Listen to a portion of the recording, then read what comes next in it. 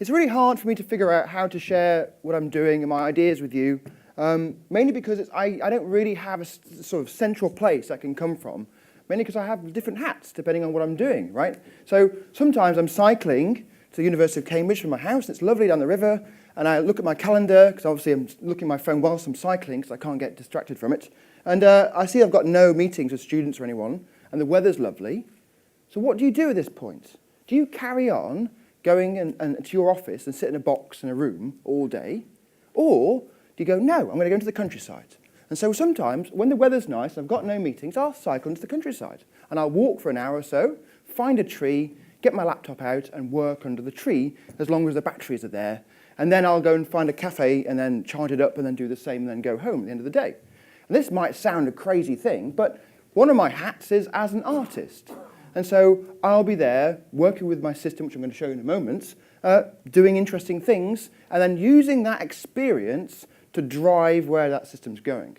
And then other days I'll be in the office, and I'll be designing this system, and I'll be talking to other experts and figuring it out, so I'm wearing my engineering hat or my academics hat, working on the system in a way that maybe you'll be more familiar with. And then other days, I have in my diary, I am visiting a school. So 2 days ago I was at a school in Hertfordshire, and I'd go into the school and I would show the children the same software that I've been using under the tree, the same software I've been using in an academic context. I'd be showing them the software to show them how they themselves could also do interesting things with those things. And so as Herb said, sometimes at nightclubs at 2 in the morning, I'm using the same software to get a whole room of people in a nightclub dancing, which is pretty crazy. In fact, it was only 3 months ago, I was performing in a nightclub in Karlsruhe in Germany at 2 in the morning, and then at 5 in the morning, I had no sleep. I was on the ICE train, the ICE train to Germany to Dresden, where I used the same software to perform in an arts festival with a concert pianist. Right, so I'm saying lots of things just to try and get you to understand that there's lots of things that you could do with software, and that maybe not all normal. And could we switch the screen to my... What does that even mean, the soul of a new machine? That's a great question, right? So I'm using here this piece of software here, and let me just minimize it here. We're running on one of these computers called a Raspberry Pi. So I'm doing this, so I don't have a screen, so I'm going to be looking at this thing, trying to do this. Now, has anyone here not heard of a Raspberry Pi? No, that's good, right, okay, so I don't need to introduce it, but the cool thing about these is that if you don't have a computer at home, and not everyone does, right? We all think that people have books and instruments at home, and actually a lot of people don't. And if they do have a computer at home, maybe the people using it, the parents in a household, don't fully know how it works. And so if they give it to their children, maybe they'll break their emails and they won't be able to do their internet banking or shopping. And so even though there might be computers at home, they're not necessarily accessible to everybody. And so the cool thing about this piece of hardware, is that if you don't have access to a computer, you can get one for very, very cheap, which is super exciting. And so if you can get your things to work on this, then you broaden, so that lower the barrier to entry for an experience with computers. And so the software I've written runs on this, but also runs on your normal PC and Mac, if you've got one of those at home as well. And what does it do? I've said lots of words, but I haven't even started to talk to you about these things. Well, one of the things it does is it changes the way you might approach using these systems and the meanings of this, right? And I'm going to start talking to you for the rest of this time about code and why programming is important. And you probably already have some preconceptions of what code is, what programming is, and why it has value. And given that you're probably mostly business people, those preconceptions are probably quite correlated to making money and products. Am I right? What a load of claptrap, right? How many of you can read and write? A few of you, not all of you, okay, right? But that's fine, right? We're obviously going to use the computer to do the reading and writing for us in the future. Maybe it's one of those skills that's going to go away. But today, most people can read and write. That's pretty cool. Now, how many of you are professional writers? Some of you, not all of you, right? So why have the rest of you bothered to learn to read or write if you're not going to use it as your profession? So this question is important because when we start talking about programming, we say, well, we need to learn to program because we're going to become a professional programmer. That's nonsense, isn't it? Right? Not everyone's going to be a professional programmer, just like not everyone's a professional writer, yet reading and writing is still a very useful skill. So what are those skills for? Why would we even bother to learn to program? And the other thing is the context in which we apply these things. We can all read or write, right? And we're all looking at businesses and products, but how many of you only use your reading and writing skills just for legal documents? right? Or business plans, right? Some of you might do that, but actually, where else are you going to use your reading and writing skills? You're writing text to your friends, letters to loved ones, poems, rap lyrics, whatever you want to do with reading and writing, you can start to do. And we can use reading and writing, I mean, it's obviously a nonsensical thing to think about, but it's important to be able to express ourselves outside of business. Could the same be of code? Could we use code to express ourselves in the same way we use reading and writing? And is the only place for code in businesses? I hope the answer to those things is what you hopefully are thinking about right now. Clearly not. Right? And also, when we go into schools and we try and engage children in code, if we say to them, you need to learn to code so you can become a professional programmer, that's not very inspiring. Right? Or we say, you need to learn to code because the government has told you need to learn to code. Again, not very inspiring. You need to find a way to say, you need to learn to code because you can do these cool things. And those cool things have to be cool things that the children, or whoever's learning, adults if they're learning, they themselves they care about. That gives them an experience they didn't have without code. Allows them to do new things that they couldn't without code. And this is why you all of you, need to learn to code. Because your lives are limited by an inability to code if you can't.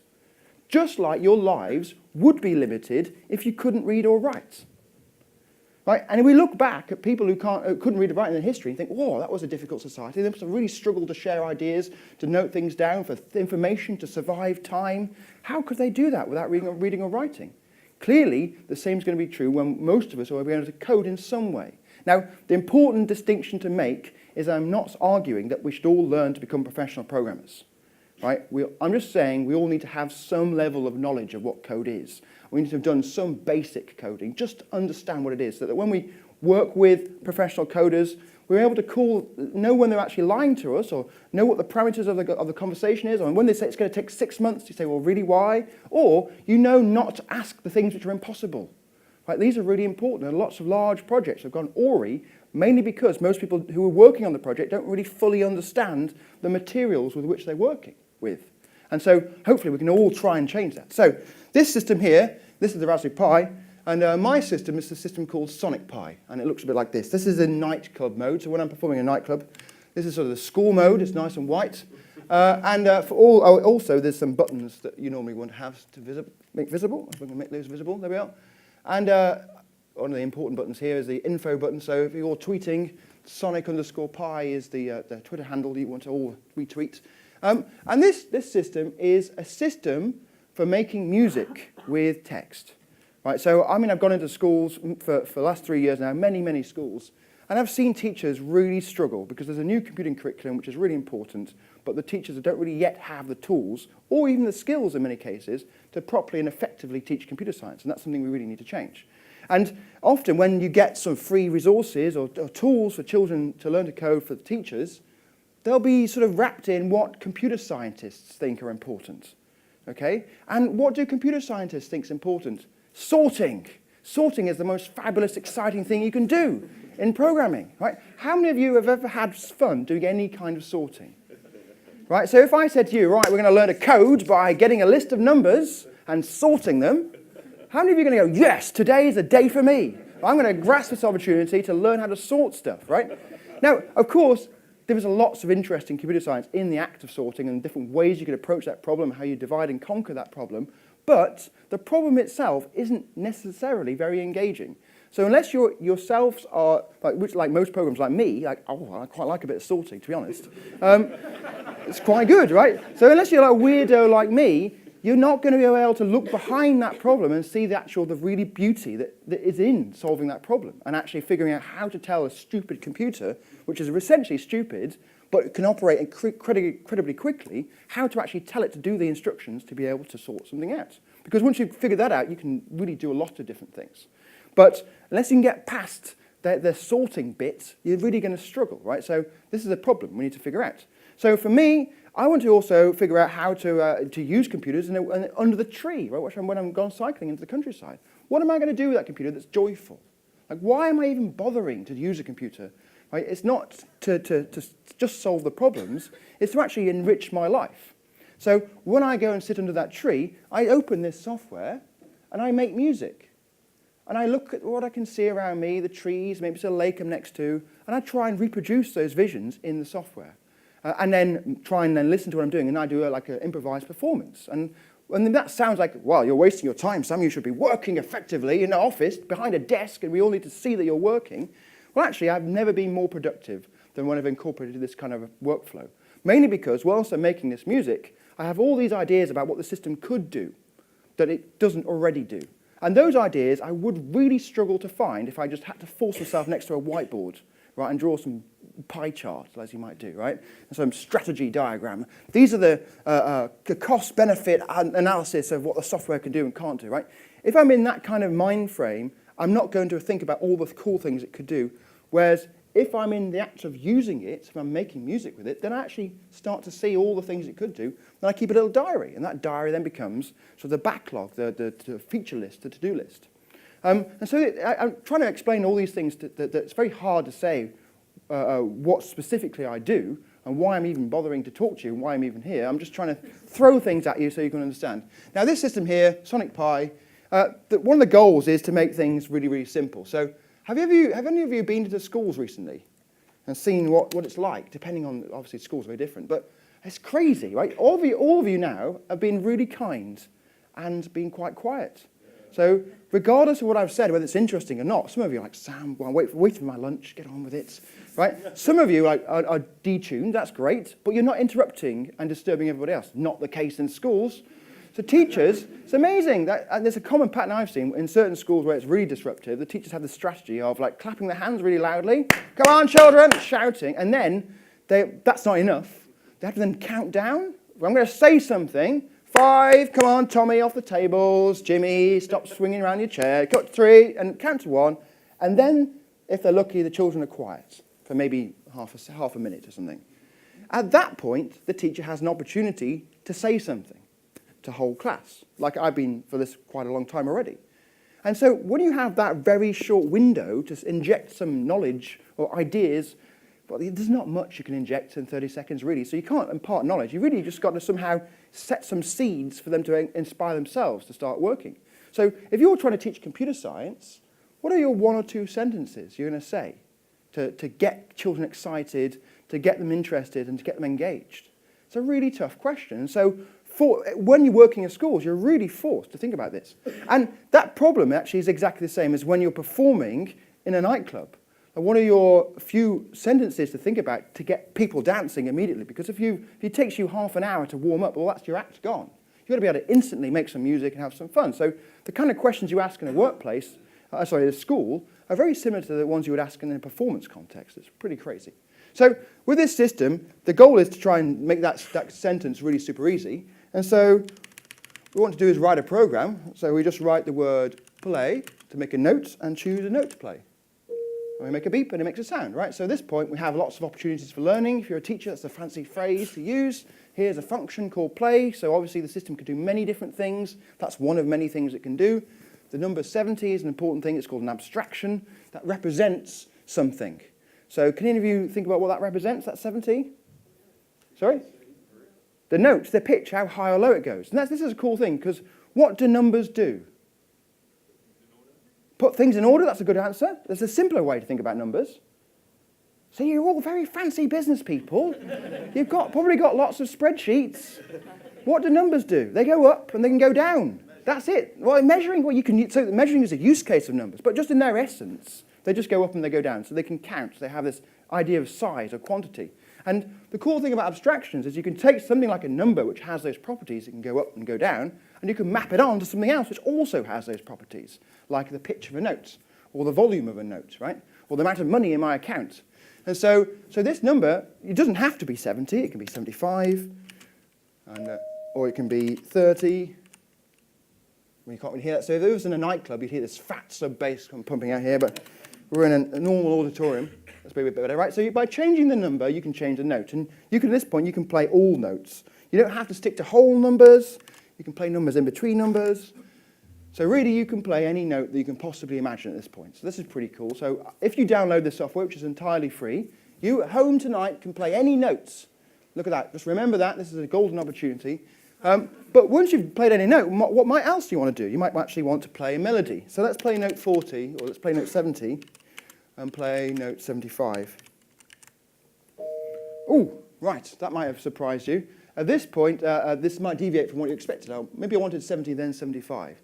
But actually, one of the hardest things in computer science that really hasn't really fully been tackled yet, and mainly because it hasn't really been a problem until we start expressing ourselves as humans, is the idea of time. Computers typically do things in order, do this, then this, then this.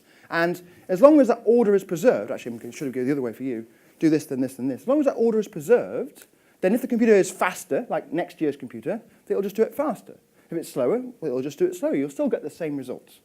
But actually, when we start to think about the real world and time, if I'm making music and I want it to go faster, was that what I want? Do I want the beat just suddenly to go faster? So next year, when I buy a faster computer, everything's faster. And then the year after, everything's faster still, right? So clearly, time is important to think about, not just in terms of do this, then this, then this, but actually do this on the beat, periodically and certain frequency. And so we need one more command at this point to talk about time. That's the sleep command. And we sleep for a second, and we have a basic melody, right? And then kids go nuts when they can do this, because you basically give them the tools to make their own melodies, and they can do whatever the melody they want. Now, if any of you know about music, there's like the Western music, which is the dots on those lines, right? This is pretty much all of Western music with 2 commands. You can make any melody, any riff, any bass line, any Mozart piece with those 2 commands. It's going to sound pretty rubbish. It's just a beep.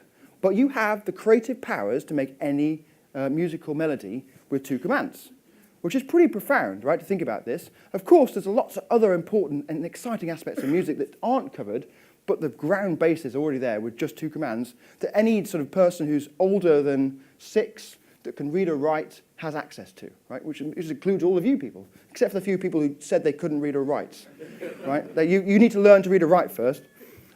Right, so what else can you do with this system? I've got sort of 10 minutes to show you. Well, you can also play pre-recorded samples.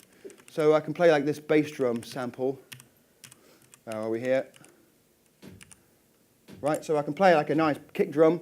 And of course, at this point, I want to actually make a nice rhythm, so let's sleep for half a beat and cut and paste it a few times. Now I have a kick drum, right, we're ready to go. And so already we can start to think about, so this is a pre-recorded sound, it's a bass drum. There's a bunch of them built in, they're all Creative Commons 0 license, so you're free to use them. But you can take your own iPhones or recorders and record whatever the hell sounds you want. People shouting in the corridors, trees bristling in the winds, the sound of water running through lakes and things. So you can do anything like that, so you can play your own sounds and then play them through time. But at this point, you're starting to think, well, actually, if I want that kick drum to last for 5 minutes, I'm going to have to write a lot of code, cut and paste, cut and paste, cut and paste. And so this is where computer science starts to actually gives us tools to reason about and sort this problem out in ways that are really actually starting to become fun and joyful.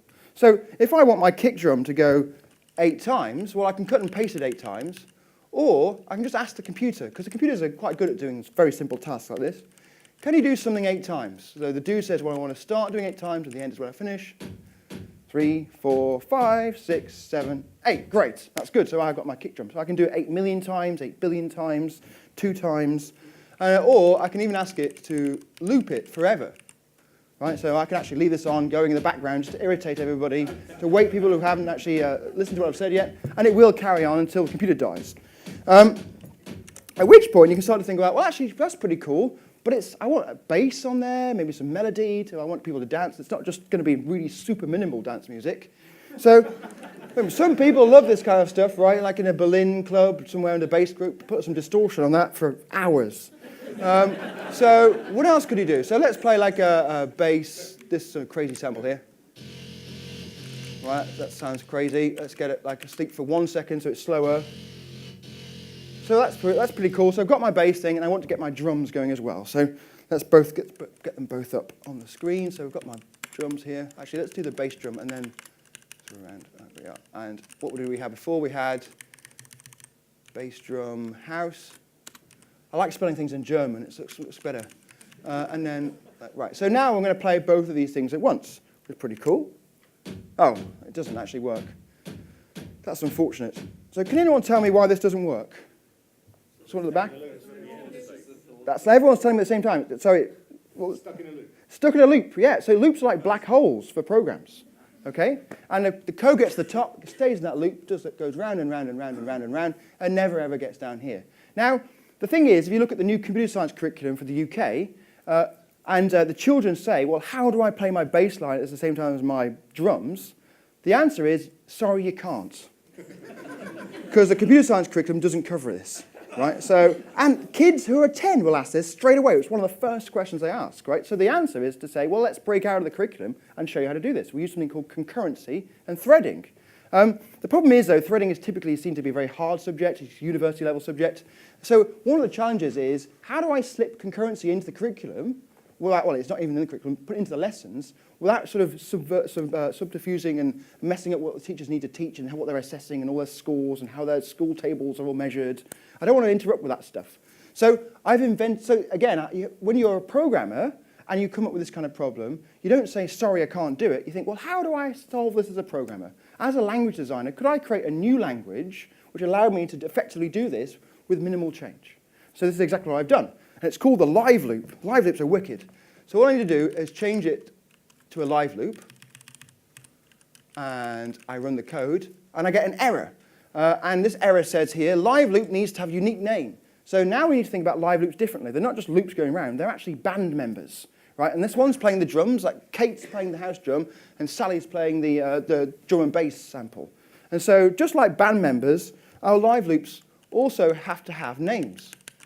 So Kate and Sally, they need to be unique. And now we have the ability to play both at once. And hopefully you can see now, you should all be able to understand what's going on there, right? As long as they've got different names, they will work at the same time and work together in coordination and in time with each other, right? So you can keep this running for hours, and it will never lose a beat. It's stupidly accurate. And we've got some formal papers to describe the timing system of this, which you don't need to know about. You can just trust it works. But the coolest thing about live loops is, well, they do two things so far. They loop, and they do playing at the same time, concurrency. But the coolest thing about this is that so far I've just shown you how to make some beeps and sleeps and things. You can do lots more, but I've only got sort of 3 minutes left to show you this. Is that you can actually turn a composition, so far I've shown you how to do composition, into a performance by just changing the code. So I can change the cutoff value to the 70, or I can comment things out. So now I can start to show you what cutoff value is. So if you have no idea what it is, I can just change the numbers, and you can start to hear the difference of the sound. So build this in, and then bring this up again. Right, so I'm able to mix things in and out with a real ease, and 10-year-old children can totally do this, right? So you could too.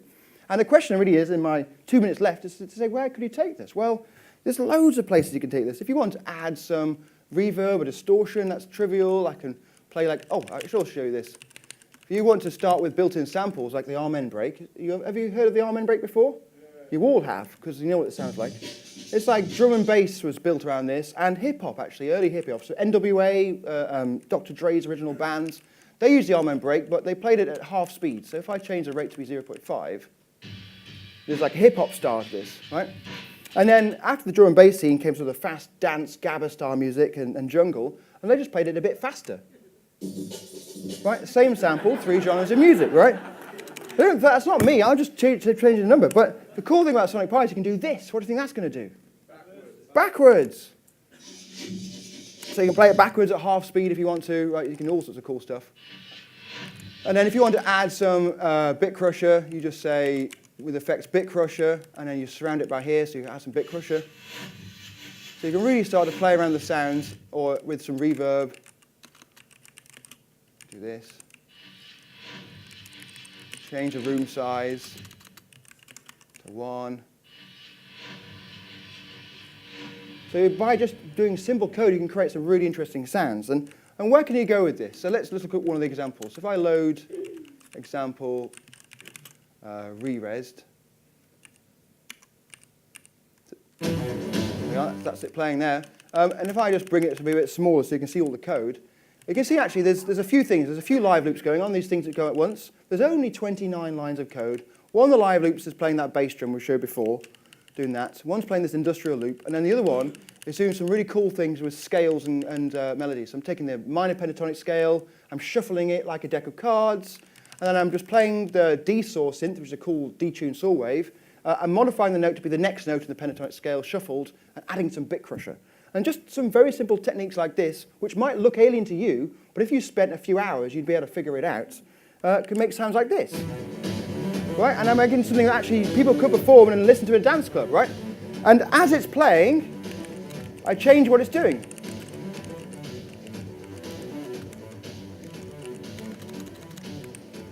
Oh, if I can type. So notice I've changed this at the effect there. I'm going to change this one now, make it a bit louder.